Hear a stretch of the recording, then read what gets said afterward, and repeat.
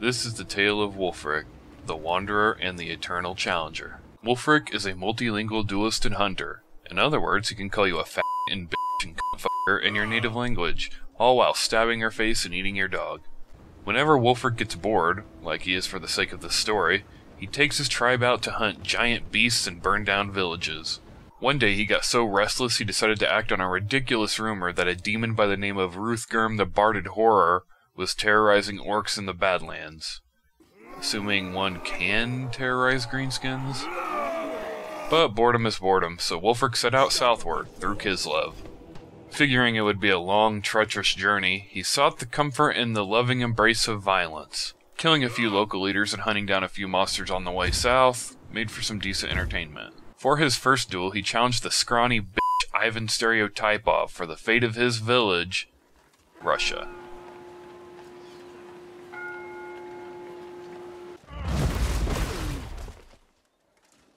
Wulfrik won, so he destroyed the village, as per gentleman's agreement. His second duel was against the smelly-ass beastman warlord, Altgorf. The winner got dibs on burning down Russia. Wulfrik, of course, already torched the village, but Altgorf didn't need to know that.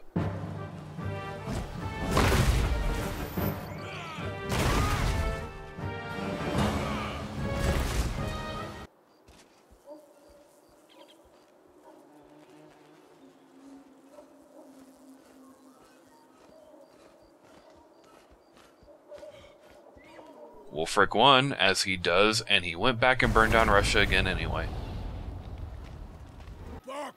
It was at this time he picked up the trail of a notorious chaos giant by the name of Doof.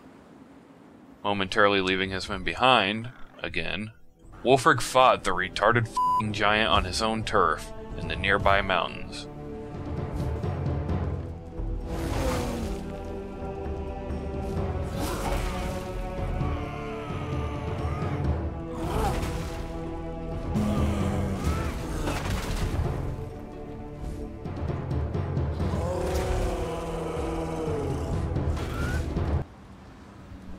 Wulfrik won, surprise surprise, and took the giant's left ear as a trophy, as per gentleman's agreement. A few short days later, he encountered an aptly titled Ghoul King and his army of zombies, crypt ghouls, and crypt horrors. They were hungry or something.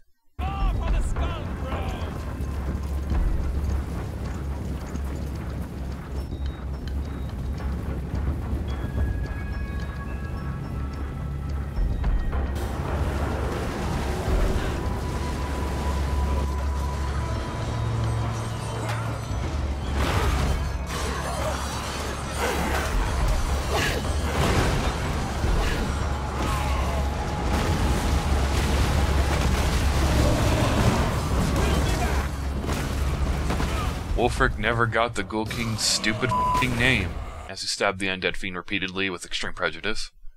Make no mistake, though, he asked. It's the polite thing to do.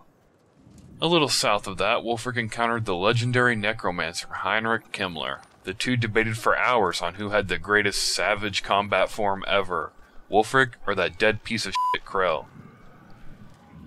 They eventually settled on Grimgor Ironhide. Since a draw is technically not a defeat, Wulfrik still considered himself undefeated after this.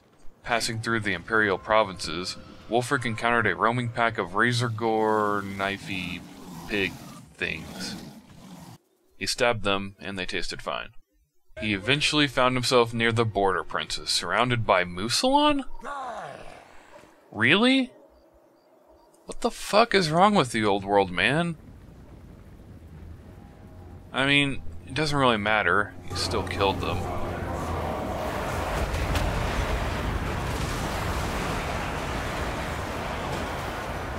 Just when Wulfrik was about to make his way into the Badlands, he crossed paths with a wood elf hunting party. It seemed Wulfrik was not the only bloodthirsty savage out for a hunt that day.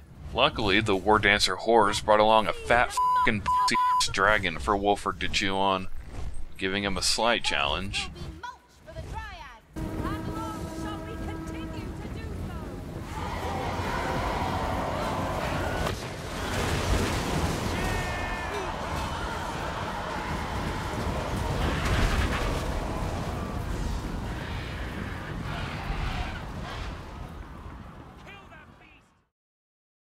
Finally, after months of killing inferior prey, Wulfrik made it to the heart of the Badlands, and it didn't take him long to come across the dreaded demon himself. It turned out Ruthgrim the Barded Horror was actually just local dwarf hero Grimthur the Bearded One. And rather than terrorizing orcs, he was actually running away from goblins.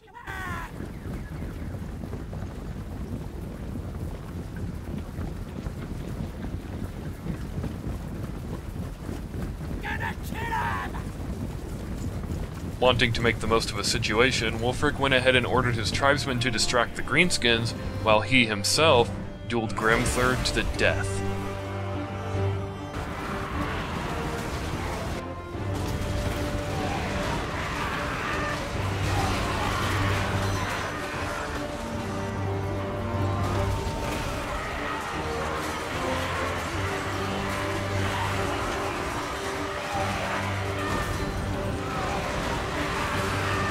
Swing for swing, blow for blow.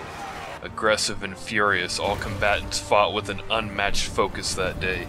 But just as quickly as the goblins had fled the field, the Bearded One found himself outmatched by the Wanderer.